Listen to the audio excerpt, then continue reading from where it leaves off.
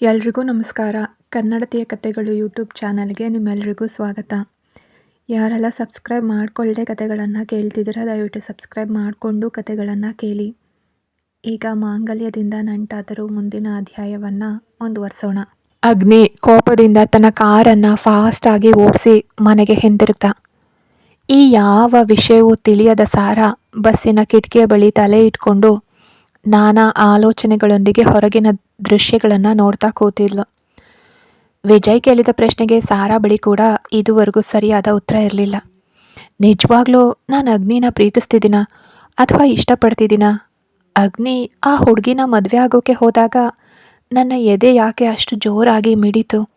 ನನ್ನಿಂದ ಏನೋ ದೂರ ಆಗ್ತಿದೆ ಅನ್ನೋ ಭಾವನೆ ಯಾಕೆ ಉಂಟಾಯಿತು? ಆ ನಂತರ ಅಗ್ನಿಯ ಪ್ರಪೋಸಲ್ ನಮ್ಮ ಮನೆಗೆ ಬಂದಾಗ ಮನಸ್ಸಿನೊಳಗೆ ನನಗೂ ಒಂದು ರೀತಿ ಸಂತೋಷವಿರಲಿಲ್ವಾ? ಕೈಯಿಂದ ಕಳ್ಕೊಂಡಿದ್ದು ಮರಳಿ ಸಿಕ್ಕಿದಂತಹ ಒಂದು ಖುಷಿ ನನ್ನಲ್ಲಿ ಇರಲಿಲ್ವಾ? ಅದೆಲ್ಲದರ ನಂತರ ಮತ್ತೆ ಅಗ್ನಿ ವಿಚ್ಛೇದನದ ಬಗ್ಗೆ ಮಾತಾಡಿದಾಗ ಆ ಕಳೆದುಕೊಂಡ ಭಾವನೆ ಉಂಟಾಗಲಿಲ್ವಾ? ಅಂದು ಅಷ್ಟೊಂದು ಬೋಲ್ಡಾಗಿ ಮಾತಾಡಿದ್ರು ನನ್ನ ಕಣ್ಣುಗಳು ಯಾಕೆ ತುಂಬಿ ಬಂದವು? ನನಗೆ ನಿಜಕ್ಕೂ ತಿಳಿದಿಲ್ಲ. ಆ ಮನುಷ್ಯನನ್ನು ನಾನು ಪ್ರೀತಿಸ್ತಿದ್ದೀನ ಅಂತ ನನಗೆ ಅರ್ಥ ಆಗ್ತಿಲ್ಲ ಅಂತ ಸಾರಾ ತೀವ್ರವಾಗಿ ಆಲೋಚಿಸ್ತಿದ್ಲು. ಇತ್ತ ಅಗ್ನಿ ಕಾರನ್ನು ವೇಗವಾಗಿ ಚಲಾಯಿಸ್ತಿದ್ದ. ಅವನ ಕಣ್ಣ ಮುಂದೆ ಸಾರಾ ಮತ್ತು ವಿಜಯ್ ಜೊತೆಯಾಗಿರೋ ಫೋಟೋಗಳು ತೇಲಿ ಬಂದವು. ಶ್ವೇತಾ ಅಂದು ಸಾರಾಳನ್ನು ದೂಷಿಸಿದಾಗ ವಿಜಯ್ಗೆ ಬಂದ ಕೋಪ, ಅವನು ಸಾರಾ ಪರವಾಗಿ ನಿಂತಿದ್ದು ಎಲ್ಲವೂ ಅಗ್ನಿಯ ಮನಸ್ಸಿನಲ್ಲಿ ಮೂಡ್ತಿತ್ತು. ಅವನು ಕಾರನ್ನು ಮನೆ ಮುಂದೆ ತಂದು ನಿಲ್ಲಿಸ್ದ. ಕೋಪದಿಂದ ಕಾರಿನಿಂದ ಇಳಿದು ಬಾಗಿಲನ್ನು ಜೋರಾಗಿ ಬಡಿದು ಒಳಗಡೆ ಬಂದ. ಈ ಟೈಮ್ನಲ್ಲಿ ಅಗ್ನಿ, ನೀನು ಯಾಕೆ ಹೀಗೆ ಬಂದಿದೆಯಾ ಅಂತ ಆಗಷ್ಟೇ ಅನಿರೀಕ್ಷಿತವಾಗಿ ಅವನನ್ನು ಕಂಡ ರಾಧಾ ಸಂಶಯದಿಂದ ಕೇಳಿದ್ರು. ಅಂದರೆ ನನಗೆ ಈ ಟೈಮ್ನಲ್ಲಿ ಬರೋದಕ್ಕಾಗಲ್ವಾ ಅಂತ ಅಗ್ನಿ ಕೂಡ ದ್ವಂದ್ವದ ಕೋಪದಿಂದ ಮರುಪ್ರಶ್ನೆ ಹಾಕ್ತ. ಅದಕ್ಕಲ್ಲ, ಇಷ್ಟಕ್ಕೆಲ್ಲ ನೀನು ಯಾಕೆ ಹೀಗೆ ಕೋಪ ಮಾಡ್ಕೋತಿದ್ಯಾ? ನಾನು ಸುಮ್ಮನೆ ಕೇಳಿದೆ ಅಷ್ಟೆ. ನೀನು ನಾರ್ಮಲಾಗಿ ಈ ಟೈಮ್ನಲ್ಲಿ ಆಫೀಸ್ನಿಂದ ಹೀಗೆ ಬಂದಿರಲಿಲ್ವಲ್ಲ, ಏನಾದರೂ ಹುಷಾರಿಲ್ವೋ ಏನೋ ಅಂತ ತಿಳಿದು ಕೇಳಿದೆ ಅಷ್ಟೇ ಅಂದರು ರಾಧಾ. ನನಗೇನು ತೊಂದರೆ ಇಲ್ಲ. ಯಾವಾಗಲೂ ಒಬ್ಬ ವ್ಯಕ್ತಿ ಒಂದೇ ಥರ ಇರಬೇಕು ಅಂತ ಏನಿಲ್ಲ. ಇವತ್ತು ನನಗೆ ಮನೆಗೆ ಬರಬೇಕು ಅನ್ನಿಸ್ತು, ಬಂದೆ. ಇದರಲ್ಲಿ ಏನಾದರೂ ಸಮಸ್ಯೆ ಇದೆಯಾ? ನಿಮಗೆ ನಾನು ಬಂದಿರೋದು ಇಷ್ಟ ಇಲ್ದಿದ್ರೆ ನೇರವಾಗಿ ಹೇಳಿ, ನಾನು ಈಗಲೇ ಹೊರಟು ಹೋಗ್ತೀನಿ ಅಂತ ಅಗ್ನಿ ಕಿಡಿ ಕಾರ್ದ. ನಿನ್ನನ್ನು ಕೇಳೋಕೆ ಬಂದ ನನ್ನನ್ನೇ ನೀನು ಅದನ್ನೆಲ್ಲ ಹೇಳ್ತಿದೆಯಲ್ಲ. ನಾನೇನು ಕೇಳಲಿಲ್ಲ. ರಾಧಾ ಕೈ ಮುಗಿದು ಅಡುಗೆ ಮನೆಗೆ ಹೋಗೋಕ್ಕೆ ಮುಂದಾದರು. ಅವರು ಹೋಗೋವಾಗ, ಸಾರಾ ಇನ್ನೂ ಹೊರಗಡೆ ಹೋಗಿ ಬಂದಿಲ್ವಾ ಅಂತ ಅಗ್ನಿ ಸಂಶಯದಿಂದ ಕೇಳ್ದ. ಇಲ್ಲ, ಅವಳು ಇನ್ನೂ ಬಂದಿಲ್ಲ ಅಂದರು ರಾಧಾ. ಹಾಂ, ಅವಳು ಎಲ್ಲಿಗೆ ಹೋಗೋದಾಗಿ ಹೇಳಿದ್ಲು ಅಂದ ಅಗ್ನಿ. ಕಾಲೇಜಿಗೆ ಸರ್ಟಿಫಿಕೇಟ್ ತರೋಕ್ಕೆ. ಬೆಳಗ್ಗೆ ನಿನಗೆ ಹೇಳಿರಲಿಲ್ವಾ ಅಂದರು ರಾಧಾ. ಕಾಲೇಜ್ಗೆ ಸರ್ಟಿಫಿಕೇಟ್ ತರೋಕ್ಕೆ ಹೋಗಿದ್ದಾಳೆ. ಹೌದಾ, ಸರಿ ಆಗಲಿ. ಅವಳ ಸರ್ಟಿಫಿಕೇಟ್ಗಳನ್ನ ನಾನು ನೋಡಬೇಕು. ಮತ್ತು ಅಮ್ಮ, ಈಗೇನು ಹೇಳಿದ್ರಿ ನೀವು? ಅವಳು ನನಗೆ ಹೇಳಿದ್ದಾಳೆ ಅಂತಲ್ಲ. ನಾನು ಕೇಳೋಕೆ ಅವಳಿಗೆ ಯಾರು ನಾನು? ನನಗೆ ಆ ಹಕ್ಕು ಇಲ್ವಲ್ಲ ಅಂತ ವ್ಯಂಗ್ಯವಾಗಿ ಹೇಳ್ತಾ ಅವನು ಸೋಫಾದಲ್ಲಿ ಕೂತ್ಕೊಂಡ. ರಾಧಾ ಅವರು ಅವನು ಯಾಕೆ ಹೀಗೆಲ್ಲ ವರ್ತಿಸ್ತಿದ್ದಾನೆ ಅಂತ ಅರ್ಥ ಆಗದೆ ಅಡುಗೆ ಮನೆಗೆ ಹೋದರು. ಅರ್ಧ ಗಂಟೆಯ ನಂತರ ಅಂಗಳದಲ್ಲಿ ಒಂದು ಆಟೋ ಬಂದು ನಿಂತಿತ್ತು. ಅದರಿಂದ ಸಾರಾ ಇಳಿಯೋದನ್ನು ಕಂಡಿದ್ದು ಸೋಫಾದಲ್ಲಿ ಕೂತಿದ್ದ ಅಗ್ನಿ. ಇವರು ಈ ಸಮಯದಲ್ಲಿ ಇಲ್ಲಿ ಆಫೀಸಿಗೆ ಹೋಗಿರಲಿಲ್ವಾ ಅನ್ನೋ ಆಲೋಚನೆಗಳು ಸಾರಾ ಮನಸ್ಸಿನಲ್ಲಿ ಹಾದು ಹೋದವು. ಆದರೂ ಸಾರಾ ಅವನನ್ನು ಗಮನಿಸ್ತಂತೆ ಆಟೋ ಡ್ರೈವರ್ಗೆ ಹಣ ಕೊಟ್ಟು ನೇರವಾಗಿ ಮೇಲಕ್ಕೆ ಹೋಗೋಕ್ಕೆ ರೆಡಿಯಾದ್ಲು. ಆಟೋದ ಸದ್ದು ಕೇಳಿ ರಾಧಾ ಮತ್ತು ಮದನ್ ಒಳಗಡೆಯಿಂದ ಹೊರಗಡೆ ಬಂದರು. ನಿಂತ್ಕೋ ಅಂತ ಅಗ್ನಿ ಸಾರಾಳನ್ನು ನೋಡಿ ಗಟ್ಟಿಯಾಗಿ ಹೇಳ್ದ. ಒಳಗಡೆ ಹೋಗೋಕ್ಕೆ ಸಿದ್ಧಳಾಗ್ತಿದ್ದ ಸಾರಾ ಅಲ್ಲಿಯೇ ನಿಂತಳು. ನಂತರ ಪ್ರಶ್ನಾರ್ಥಕವಾಗಿ ಅವನನ್ನು ನೋಡಿದ್ಲು. ನೀನು ಇಷ್ಟೊತ್ತು ಎಲ್ಲಿಗೆ ಹೋಗಿದ್ದೆ ಅಂತ ಅವನು ಕೋಪದಿಂದ ಕೇಳ್ದ. ಅಣ್ಣ, ಅದಕ್ಕೆ ಕಾಲೇಜಿಗೆ ಅಂತ ಮದನ್ ಹೇಳೋಕೆ ಆರಂಭಿಸಿದಾಗ ಅಗ್ನಿ ಕೈ ಎತ್ತಿ ಅವನನ್ನು ತಡೆದ. ನಾನು ಕೇಳ್ತಿರೋದು ನನ್ನ ಹೆಂಡ್ತಿನ, ಅದಕ್ಕೆ ಉತ್ತರ ಅವಳೇ ಕೊಡಬೇಕು ಅಂತ ಅಗ್ನಿ ಕೋಪದಿಂದ ಹೇಳಿದಾಗ ಮದನ್ ಸುಮ್ಮನಾದ. ಸಾರಾ, ನಿನ್ನನ್ನೇ ಕೇಳಿದ್ದು ನಾನು. ಎಲ್ಲಿಗೆ ಹೋಗಿದ್ದೆ ಅಂತ ಅಗ್ನಿ ಮತ್ತೆ ಕೇಳ್ದ. ನಾನು ಹೋಗಿದ್ದು ಇಲ್ಲಿನ ಅಪ್ಪಂಗೆ ಅಮ್ಮಂಗೆ ಹೇಳಿ ಅಂತ ಅವಳು ಅವನ ಮುಖಕ್ಕೆ ನೇರವಾಗಿ ನೋಡಿ ಕೋಪದಿಂದ ಹೇಳಿಲ್ಲ, ನಾನು ಕೇಳಿದ್ದು ನೀನು ಇಲ್ಲಿ ಯಾರಿಗೆ ಹೇಳಿ ಹೋಗಿದ್ದೆ ಅಂತಲ್ಲ, ನೀನು ಎಲ್ಲಿಗೆ ಹೋಗಿದ್ದೆ ಅಂತ ಅಂದ ಅಗ್ನಿ. ಅದಕ್ಕೆ ಉತ್ತರವನ್ನು ನಾನು ಆಗಲೇ ಹೇಳಿದೆ, ನಾನು ಅಪ್ಪಂಗೆ ಮತ್ತು ಅಮ್ಮಂಗೆ ಹೇಳೇ ಹೋಗಿದ್ದು, ನಿಮಗೇನಾದರೂ ತಿಳಿಬೇಕಿದ್ರೆ ನೀವು ಅವರನ್ನು ಹೋಗಿ ಕೇಳಿದ್ರೆ ಆಯಿತು ಅಂತ ಅವಳು ಕೂಡ ದಿಟ್ಟವಾಗಿ ಉತ್ತರಿಸಿದ್ಲು. ಸರಿ, ನೀನು ಕಾಲೇಜಿಗೆ ಸರ್ಟಿಫಿಕೇಟ್ ತರೋಕ್ಕೆ ಹೋಗಿದ್ದೆ ಅಲ್ವಾ, ನಿನ್ನ ಸರ್ಟಿಫಿಕೇಟ್ಸ್ ಎಲ್ಲಿ? ಅವನು ಕೈಗಳನ್ನು ಚಾಚಿ ಕೇಳಿದಾಗ ಸಾರಾ ಸ್ವಲ್ಪ ಕಕ್ಕಾಬಿಕ್ಕಿ ಆದ್ಲು. ನಾನು ಹೇಳಿದ್ದು ಕೇಳಿಸ್ಲಿಲ್ವಾ? ನೀನು ಇವತ್ತು ತರೋಕ್ಕೆ ಹೋಗಿದ್ದ ಸರ್ಟಿಫಿಕೇಟ್ಸ್ ಎಲ್ಲಿ ಅಂತ ಕೇಳಿದ್ದು ಅಂತ ಮತ್ತೆ ಕೇಳ್ದ ಅಗ್ನಿ. ಅದು ಸಿಗಲಿಲ್ಲ ಅಂದ್ಲು ಸಾರಾ. ಸಿಗಲಿಲ್ವಾ? ಸರಿ, ಸರ್ಟಿಫಿಕೇಟ್ ಸಿಗಲಿಲ್ಲ, ಹಾಗಾದರೆ ನೀನು ಇಷ್ಟೊತ್ತು ಎಲ್ಲಿದ್ದೆ ಅಂತ ಅವನು ಎದೆ ಮೇಲೆ ಕೈ ಕೊಟ್ಕೊಂಡು ಉಗ್ರವಾಗಿ ಕೇಳ್ದ. ಅದಕ್ಕೆ ಉತ್ತರನ ನಾನು ಆಗಲೇ ಹೇಳಿ ಮುಗಿಸಿದ್ದೀನಿ, ನಾನು ಎಲ್ಲಿಗೆ ಹೋಗಿದ್ದೆ ಅನ್ನೋದು ಅಪ್ಪಂಗೆ ಅಮ್ಮಂಗೆ ಗೊತ್ತು ಅಂತ ಹೇಳಿ ಸಾರಾ ಒಳಗಡೆ ಹೋಗೋಕ್ಕೆ ಮುಂದಾದಾಗ ಅಗ್ನಿ ಅವಳ ಕೈ ಹಿಡಿದು ಎಳೆದು ಅವಳ ಕೆನ್ನೆಗೆ ಬಲವಾಗಿ ಹೊಡೆದ. ಅವಳು ತೂರಾಡಿ ಬಿದ್ದು ಹೋಗಲು ಹೋದಾಗ ಅವಳನ್ನು ಅವನೇ ಹಿಡಿದು ನಿಲ್ಲಿಸ್ದ. ಅದನ್ನು ನೋಡಿದ ರಾಧಾ ಅವರು ಅಗ್ನಿ ಅಂತ ಸಿಟ್ಟಿನಿಂದ ಕೂಗಿದ್ರು. ಮದನ್ ಕೂಡ ಕೋಪದಿಂದ ಅಣ್ಣ ಅಂತ ಕೂಗ್ದ. ಆದರೆ ಅಗ್ನಿ ಮಾತ್ರ, ನಿನ್ನಿಷ್ಟದಂತೆ ಅಪ್ಪ ಅಮ್ಮಂಗೆ ತಿಳಿಸಿ ಎಲ್ಲಿ ಬೇಕಾದರೂ ನೀನು ಹೋಗೋದಾದರೆ ನಾನು ನಿನ್ನನ್ನು ಮದುವೆ ಆಗಿ ಕರ್ಕೊಂಡು ಬಂದಿದ್ದು ಯಾಕೆ ಅಂದ ಅಗ್ನಿ. ಪೆಟ್ಟಿನಿಂದ ಸಾರಾಗೆ ತಲೆ ಸುತ್ತಿದಂತಾಯಿತು. ಅವಳು ಕಣ್ಣುಗಳನ್ನು ಮುಚ್ಚಿ ತೆರೆದ್ಲು. ಅವಳ ಕಣ್ಣುಗಳು ತುಂಬಿ ಬಂದಿದ್ವು. ಅವನು ಹೊಡೆದ ಕೆನ್ನೆಯಲ್ಲಿ ಅವನ 5 ಬೆರಳುಗಳ ಗುರುತು ಸ್ಪಷ್ಟವಾಗಿ ಮೂಡಿತ್ತು. ಅವಳು ಕೋಪದಿಂದ ಅವನನ್ನು ನೋಡಿದ್ಲು. ನನ್ನನ್ನು ಹೊಡೆಯೋಕ್ಕೆ ನೀವ್ಯಾರು? ನಿಮಗೆ ನನ್ನನ್ನು ಹೊಡೆಯೋ ಅಧಿಕಾರ ಇದೆಯಾ? ಅವಳು ಕೋಪದಿಂದ ಕೇಳಿದ್ಲು. ಮಗಳೇ ಅಂತ ರಾಧಾ ಅವರು ಅಸಹಾಯಕವಾಗಿ ಕರೆದ್ರು. ಅಮ್ಮ, ಇವ್ರಿಗೆ ನನ್ನನ್ನು ಹೊಡೆಯೋ ಅಧಿಕಾರ ಏನಿದೆ? ಸಮಾಧಾನ ಪಡಿಸೋಕೆ ಮತ್ತು ಪ್ರೀತಿಸೋಕೆ ಬಾರದ ಇವರ ಕೈಗಳು ನನ್ನನ್ನು ಹೊಡೆಯೋಕೆ ಯಾಕೆ ಬಂದವು? ಮದುವೆ ಆಗಿದ್ದೀನಿ ಅನ್ನೋ ಅಧಿಕಾರನ ಇದು ಅಂತ ಸಾರಾ ತನ್ನ ಕುತ್ತಿಗೆಯಲ್ಲಿದ್ದ ತಾಳಿನ ಹಿಡಿದು ಅಗ್ನಿಗೆ ತೋರಿಸ್ತಾ ಆಕ್ರೋಶದಿಂದ ಕೇಳಿದ್ಲು. ನಾನು ನನಗಿಷ್ಟವಾದ ಸ್ಥಳಕ್ಕೆ ಇಷ್ಟವಾದವ್ರ ಜೊತೆಗೆ ಹೋಗ್ತೀನಿ, ನೀವು ನಿಮಗೆ ಇಷ್ಟವಾದವ್ರ ಹತ್ರಕ್ಕೆ ಹೋಗಿ ಮಧ್ಯರಾತ್ರಿ ಬರ್ತೀರಲ್ಲ, ಈಗ ನೀವು ಯಾಕೆ ನನ್ನನ್ನು ಪ್ರಶ್ನಿಸೋಕೆ ಬರ್ತಿದ್ದೀರಾ? ನೀವು ಗಂಡು ನಾನು ಹೆಣ್ಣು ಅನ್ನೋ ಕಾರಣಕ್ಕ? ಇನ್ನು ಮುಂದೆ ನನ್ನ ದೇಹದ ಮೇಲೆ ನಿಮ್ಮ ಕೈಗಳು ಬೀಳಬಾರ್ದು. ನನ್ನನ್ನು ಹೊಡೆಯೋ ಹಕ್ಕು ನನ್ನನ್ನು ಪ್ರೀತಿಸೋರಿಗೆ ಮತ್ತು ರಕ್ಷಿಸೋರಿಗೆ ಮಾತ್ರ ಇರೋದು. ತಾಳಿ ಕಟ್ಟಿದ್ದೀನಿ ಅಂತ ಗಂಡನ ಅಧಿಕಾರ ತೋರಿಸ್ತಾ ಇನ್ನು ಮುಂದೆ ನನ್ನ ಬಳಿ ಬರಬೇಡಿ ಅಂತ ಕೋಪದಿಂದ ಕೈ ಬೆರಳು ತೋರಿಸಿ ನೇರವಾಗಿ ಹೇಳಿದ್ಲು ಸಾರಾ. ಅವನಿಗೂ ಕೋಪದಿಂದ ಮೈ ನಡುಗ್ತಿದೆ, ಆದರೂ ಅವಳ ಮಾತಿಗೆ ಮರು ಮಾತು ಹೇಳೋಕ್ಕಾಗಲಿಲ್ಲ ಅವನಿಗೆ. ಅಷ್ಟರಲ್ಲೇ ಸಾರಾ ಬ್ಯಾಗ್ನಿಂದ ಫೋನ್ ರಿಂಗ್ ಆಯಿತು. ಅವಳು ಅದನ್ನು ತೆಗೆದು ಕಿವಿಗಿಟ್ಕೊಂಡ್ಳು. ಅಣ್ಣ, ನಾನು ಮನೆಗೆ ಬಂದೆ ಅಂತ ಅವಳು ಹೇಳಿದ ತಕ್ಷಣ ವಿಜಯ್ ಸರಿ ಅಂತ ಹೇಳಿ ಫೋನ್ ಇಟ್ಟ. ಯಾರು ಕಾಲ್ ಮಾಡಿದ್ದು ಅಂತ ಅಗ್ನಿ ತಕ್ಷಣ ದರ್ಪದಿಂದ ಕೇಳ್ದ. ಆದರೆ ಸಾರಾ ಮಾತ್ರ, ಅಮ್ಮ ನಂಗೊಂದು ಚಹಾ ಮಾಡಿಕೊಡ್ತೀರಾ, ನಾನು ಫ್ರೆಶ್ ಆಗಿ ಬರ್ತೀನಿ ಅಂತ ಅವಳು ಅಗ್ನಿಗೆ ಉತ್ತರ ನೀಡದೆ ನೇರವಾಗಿ ರಾಧಾರನ್ನು ನೋಡಿ ಕೇಳಿದ್ಲು. ಅವರು ಕೂಡ ಸರಿ ಅಂತ ತಲೆ ಆಡಿಸಿದ್ರು. ನಂತರ ಸಾರಾ ಅಗ್ನಿಯನ್ನು ಒಮ್ಮೆ ಕೋಪದಿಂದ ನೋಡಿ ಒಳಗಡೆ ಹೋಗೋಕ್ಕೆ ಆರಂಭಿಸಿದಾಗ ಅಸಹಾಯಕನಾಗಿ ನೋಡ್ತಿದ್ದ ಮದನ್ ಕಂಡ. ಸಾರಾ ಮದನ್ನನ್ನು ನೋಡಿ ಕಣ್ಣು ಮಿಟುಕಿಸಿದ್ಲು. ಮದನ್ ಮುಗುಳ್ನಕ್ಕ. ಅಗ್ನಿ ಅತ್ತ ತಿರುಗಿ ನಿಂತಿದ್ರಿಂದ ಇದನ್ನು ಗಮನಿಸಿರಲಿಲ್ಲ. ಅಗ್ನಿ ಕೋಪದಿಂದ ಮುಷ್ಟಿ ಬಿಗಿದ್ಕೊಂಡು ಸೋಫಾದಲ್ಲಿ ಕೂತ್ಕೊಂಡ. ಮದನ್ ರೂಮಿಗೆ ಹೋದ. ಸಾರಾ ತನ್ನ ರೂಮಿಗೆ ಹೋಗಿ ಬ್ಯಾಗ್ ಇಟ್ಟು ಕನ್ನಡಿಯ ಮುಂದೆ ನಿಂತು ನೋಡಿದ್ಲು. ಕೆನ್ನೆಲಿ ಅವನ ಕೈಯ ಗುರುತು ಕೆಂಪಗಾಗಿತ್ತು.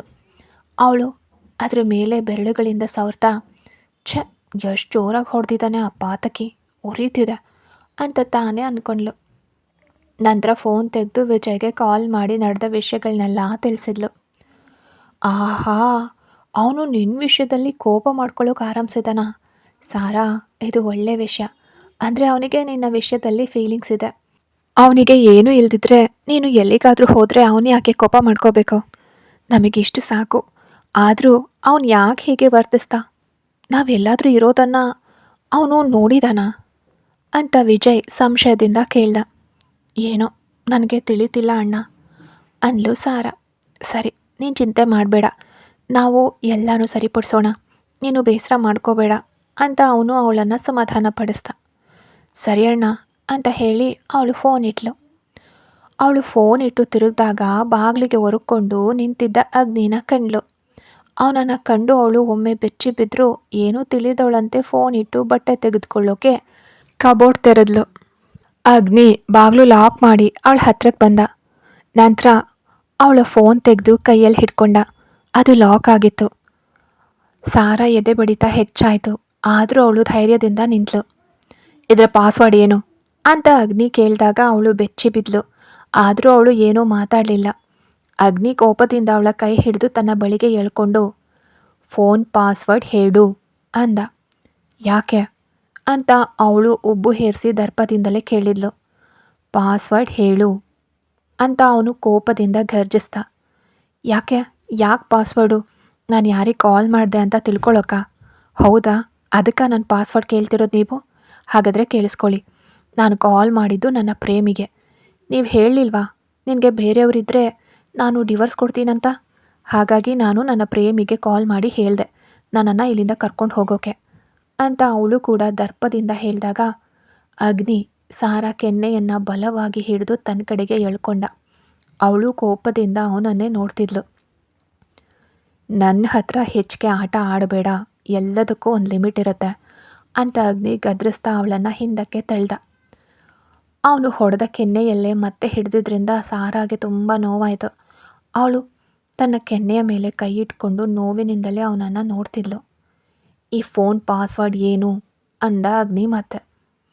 ಹೇಳಲ್ಲ ಅನ್ಲು ಸಾರಾ. ಸಾರಾ ಅಂತ ಅಗ್ನಿ ಕೋಪದಿಂದ ಕೂಗ್ದ. ಅಷ್ಟು ಜೋರಾಗಿ ಕೂಗಬೇಡ. ನೀನು ಎಷ್ಟು ಜೋರಾಗಿ ಕೂಗಿದ್ರೂ ನಾನು ಪಾಸ್ವರ್ಡ್ ಹೇಳೋದಿಲ್ಲ. ಅದು ನನ್ನ ಪ್ರೈವಸಿ. ನೀನು ಕೊಡಿಸಿದ ಮೊಬೈಲ್ ಏನೋ ಅಲ್ಲ ಇದು.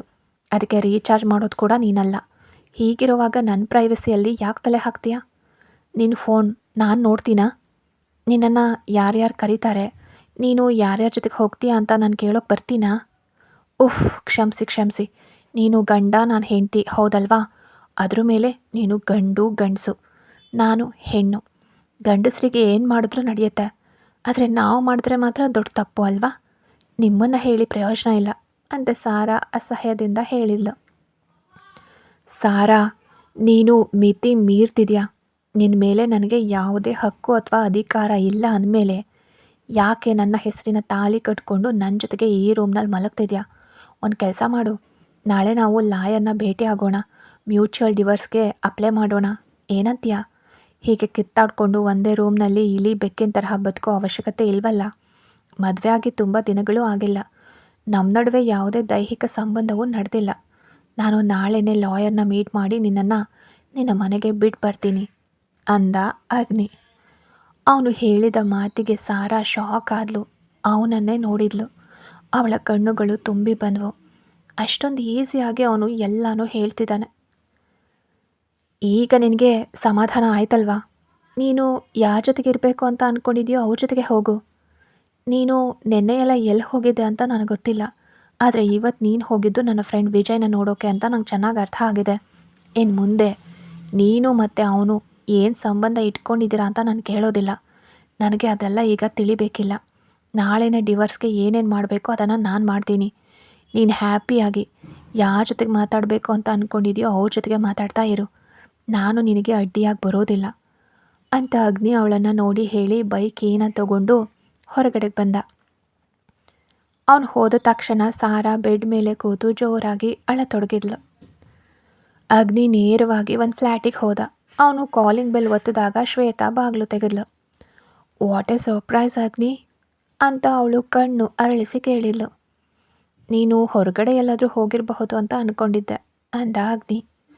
ಇಲ್ಲ ಅಗ್ನಿ, ಶಾಪಿಂಗ್ ಹೋಗಬೇಕಿತ್ತು, ಆದರೆ ನಾಳೆ ಹೋಗೋಣ ಅಂತ ಸುಮ್ಮನಾದೆ. ನೀನು ಒಳಗಡೆಗೆ ಬಾ ಅಂತ ಅವನನ್ನು ಕಂಡ ತಕ್ಷಣ ಅವಳು ಸಂತೋಷದಿಂದ ಅವನನ್ನು ಆಹ್ವಾನಿಸಿದ್ಲು. ಏನಾಯಿತು ಅಗ್ನಿ, ನಿನ್ನ ಮುಖ ಎಲ್ಲ ತುಂಬ ಮಂಕ ಕಾಣಿಸ್ತಿದೆ ಅಂತ ಕೇಳಿದ್ಲು. ಶ್ವೇತಾ, ನನಗೊಂದು ಅನುಮಾನ ಇದೆ ಅಂತ ಅಗ್ನಿ ಹೇಳಿದಾಗ ಅವನು ವಿಜಯ್ ಮತ್ತು ಸಾರಾ ಬಗ್ಗೆಯೇ ಹೇಳ್ತಾನೆ ಅಂತ ಅವಳಿಗೆ ಅರ್ಥ ಆಯಿತು. ಏನದು ಅಗ್ನಿ ಅಂದ್ಲು ಶ್ವೇತಾ.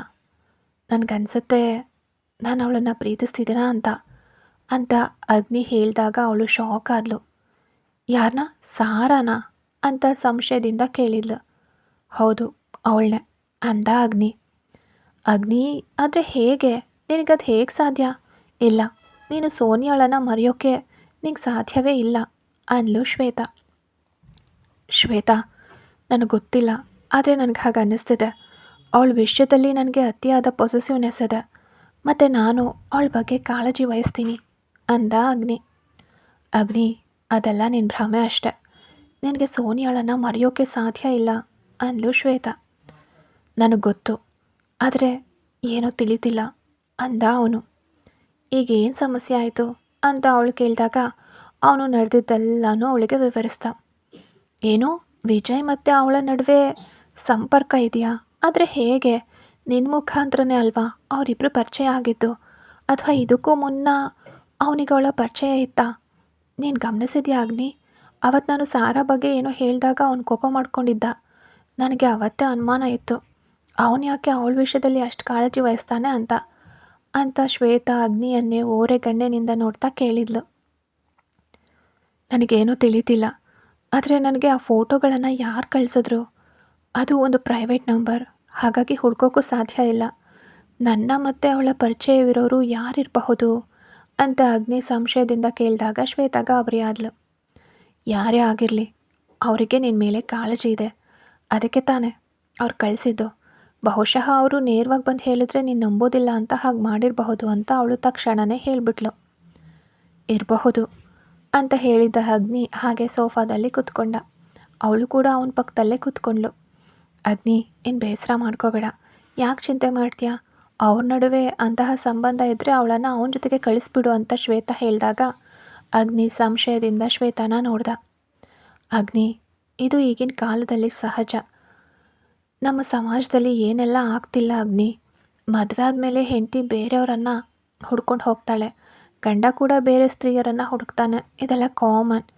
ನಿಮ್ಮ ವಿಷಯದಲ್ಲಿ ಹೇಳೋದಾದರೆ ನಿಮ್ಮ ನಡುವೆ ಯಾವುದೇ ರಿಲೇಷನ್ಶಿಪ್ ಅಥವಾ ಕಮಿಟ್ಮೆಂಟ್ ಇಲ್ಲ, ತಾಳಿ ಕಟ್ಟಿರೋ ಸಂಬಂಧ ಅಷ್ಟೇ.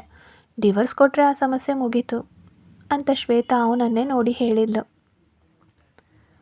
ಆದರೆ ಅಷ್ಟು ಬೇಗ ಮುರಿದು ಹಾಕೋ ಸಂಬಂಧನ ಇದು ಶ್ವೇತಾ?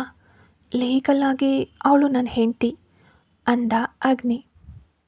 ಹೌದು, ನನಗೆ ಗೊತ್ತು, ಅವಳು ನಿನ್ನ ಹೆಂಡತಿ, ಆದರೆ ಅವಳು ನಿನ್ನ ಮಗುವಿನ ತಾಯಿ ಅಲ್ಲ. ಹಾಗಿದ್ಮೇಲೆ ನೀನು ಯಾಕೆ ಚಿಂತಿಸ್ತೀಯ ಅಂದ್ಲು ಅವಳು. ನನಗೆ ಗೊತ್ತಿಲ್ಲ ಶ್ವೇತಾ, ನಂಗೆ ತುಂಬ ಫಸ್ಟ್ರೇಟ್ ಆಗ್ತಿದೆ ಅಂತ ಅವನು ತಲೆಯನ್ನು ಕೈಯಲ್ಲಿ ಹಿಡ್ಕೊಂಡು ಹೇಳ್ದ. ನಿನಗೆ ಕಾಫಿ ಅಥವಾ ಟೀ ಬೇಕಾ ಅಂತ ಕೇಳಿದ್ಲು ಶ್ವೇತಾ. ಒಂದು ಕಾಫಿ ಸಿಕ್ಕರೆ ಚೆನ್ನಾಗಿರುತ್ತೆ ಅಂದ ಅಗ್ನಿ. ಸರಿ, 5 ನಿಮಿಷದಲ್ಲಿ ತರ್ತೀನಿ, ಬರ್ತೀನಿ ಅಂತ ಅವಳು ಕಿಚನ್ ಕಡೆಗೆ ಹೋದ್ಲು. ಎತ್ತ ಅಗ್ನಿ ಕೋಪದಿಂದ ಹೊರಗಡೆ ಹೋಗಿದ್ರಿಂದ ಸಾರಾಗೆ ತುಂಬ ಬೇಸರ ಆಗಿತ್ತು. ಅವನ ಮೇಲೆ ತಾನು ಕೋಪ ಮಾಡ್ಕೊಂಡಿದ್ದಕ್ಕೆ ಅವಳಿಗೆ ಪಶ್ಚಾತ್ತಾಪ ಆಯಿತು. ಅವನಿಗೆ ಕಾಲ್ ಮಾಡಬೇಕೋ ಬೇಡವೋ ಅಂತ 100 ಬಾರಿ ಆಲೋಚಿಸಿದ್ಲು. ಕೊನೆಗೆ ಧೈರ್ಯ ಮಾಡಿ ಕಾಲ್ ಮಾಡಿದ್ಲು. ಅಗ್ನಿ ಕಾಫಿನ ತುಟಿಗೆ ಇಡೋ ಅಷ್ಟರಲ್ಲೇ ಸಾರಾಳ ಕಾಲ್ ಬಂತು. ಅವನು ಪರ್ಸ್ನಿಂದ ಫೋನ್ ತೆಗೆದು ಕಿವಿಗೆ ಇಟ್ಕೊಂಡ. ಎಲ್ಲಿದೆಯಾ ಅಂತ ಕಾಲ್ ರಿಸೀವ್ ಮಾಡಿದ ಕೂಡಲೇ ಕೇಳಿದ್ಲು ಸಾರಾ. ಅದನ್ನು ತಿಳ್ಕೊಂಡು ನಿನಗೇನಾಗಬೇಕಿದೆ ಅಂದ ಅಗ್ನಿ. ಪ್ಲೀಸ್ ಹೇಳು, ನಂಗೆ ತುಂಬ ಭಯ ಆಗ್ತಿದೆ, ಎಲ್ಲಿದೆಯಾ ಅಂದ್ಲು ಅವಳು. ನಾನು ನನ್ನ ಫ್ರೆಂಡ್ ಫ್ಲ್ಯಾಟ್ನಲ್ಲಿದ್ದೀನಿ ಅಂದ ಅಗ್ನಿ. ಯಾವ ಫ್ರೆಂಡ್ ಅಂತ ಸಾರಾ ಸಂಶಯದಿಂದ ಕೇಳಿದ್ಲು. ನಿನ್ನ ವಿಜಯ್ ಅಲ್ಲ ಅಂತ ಅವನು ಒಂದು ರೀತಿ ಅಸಹ್ಯದಿಂದ ನೋಡ್ದ. ಅಗ್ನಿ ಅಂತ ಸಾರಾ ದುಃಖದಿಂದಲೋ ಅಥವಾ ಕೋಪದಿಂದಲೋ ಕರೆದ್ಲು. ನೀನು ನನ್ನ ವಿಷಯದಲ್ಲಿ ಚಿಂತೆ ಮಾಡಬೇಡ, ನನ್ನ ವಿಷಯನ ನಾನು ನೋಡ್ಕೋಬಲ್ಲೆ, ನೀನು ನಿನ್ನ ವಿಷಯ ಮಾತ್ರ ನೋಡು. ನನಗೆ ನಿನ್ನ ವಿಷಯದಲ್ಲಿ ಹಕ್ಕಿಲ್ಲ, ಅಧಿಕಾರ ಇಲ್ಲ, ಹಾಗೆ ನಿನಗೂ ನನ್ನ ಮೇಲೆ ಯಾವುದೇ ಹಕ್ಕಿಲ್ಲ ಅಂತ ಕೋಪದಿಂದ ಹೇಳ್ದ ಅಗ್ನಿ. ನಾನು ನಿನ್ನ ಜೊತೆಗೆ ಮಾತಾಡಬೇಕು, ಮನೆಗೆ ಬರ್ತೀಯಾ ಅಂತ ಕೇಳಿದ್ಲು ಸಾರಾ. ಇಲ್ಲ, ನಾನಿವತ್ತು ಇಲ್ಲೇ ಇರ್ತೀನಿ ಅಂತ ಅವನು ಕೂಡ ಕೋಪದಿಂದ ಹೇಳ್ದ. ಅಗ್ನಿ, ಫುಡ್ ರೆಡಿ ಆಗಿದೆ, ಕಮಾನ್ ಅಂತ ಶ್ವೇತಾ ಸಾರಾಗೆ ಕೇಳುವಂತೆ ಜೋರಾಗಿ ಕೂಗಿದ್ಲು. ಅಗ್ನಿ, ಯಾವ ಫ್ರೆಂಡ್ ಜೊತೆಗಿದೆಯಾ ಅಂತ ಅವಳ ಧ್ವನಿ ಕೇಳಿ ಸಾರಾ ಸಂಶಯದಿಂದ ಕೇಳಿದ್ಲು. ಶ್ವೇತಾ, ನನ್ನ ಬೆಸ್ಟ್ ಫ್ರೆಂಡ್ ಅಂತ ಅವನು ನೆಗ್ಲೆಕ್ಟಾಗಿ ಹೇಳ್ದ. ಅದನ್ನು ಕೇಳಿ ಸಾರಾಗೆ ಶಾಕ್ ಆಯಿತು. ವಿಜಯ್ ಶ್ವೇತಾ ಬಗ್ಗೆ ಅವಳ ಹತ್ರ ಹೇಳಿದ್ದ ಮಾತುಗಳು ಅವಳ ನೆನಪಿಗೆ ಬಂದವು. ಅಗ್ನಿ ಪ್ಲೀಸ್ ಮನೆಗೆ ಬಾ, ನಮ್ಮ ನಡುವಿನ ಸಮಸ್ಯೆಗಳನ್ನು ಯಾಕೆ ಬೇರೆಯವ್ರಿಗೆ ಹೇಳ್ತೀಯಾ ಅಂದ್ಲು ಸಾರಾ.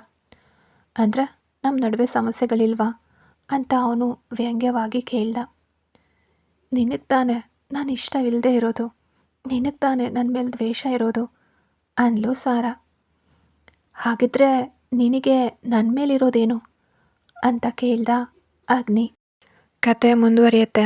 ಯಾರೆಲ್ಲ ಸಬ್ಸ್ಕ್ರೈಬ್ ಮಾಡ್ಕೊಳ್ದೆ ಕತೆಗಳನ್ನು ಕೇಳ್ತಿದ್ದೀರಾ, ಸಬ್ಸ್ಕ್ರೈಬ್ ಮಾಡ್ಕೊಂಡು ಕತೆಗಳನ್ನ ಕೇಳಿ. ಜೊತೆಗೆ ಕತೆ ಇಷ್ಟ ಆಗ್ತಿದ್ರೆ ಲೈಕ್ ಮಾಡಿ.